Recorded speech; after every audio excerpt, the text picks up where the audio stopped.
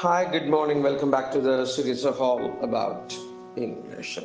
Today's word ubiquitous. இந்த யூபிக்விட்டஸ்ங்கிறது adjective.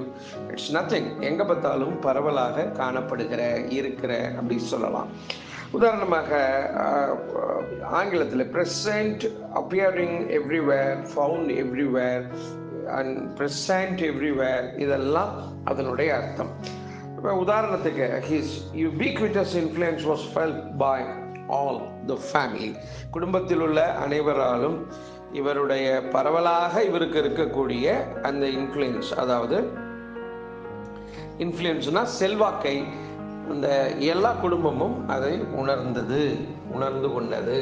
அதுதான் அதனுடைய மீனிங். இவருடைய அனைத்து குடும்பங்களும் இவருக்கு இருக்கிற இந்த செல்வாக்கை உணர்ந்தது. பரவலாக இருக்கிற, எங்கும் இருக்கிற செல்வாக்கை உணர்ந்தது. ஸோ யூபிக்விட்டஸ் அப்படின்னாக்கா எங்கும் இருக்கிற அப்படின்னு. பெரும்பாலும் இந்த இன்ஃப்ளூயன்ஸுக்கு இதை பயன்படுத்தலாம்.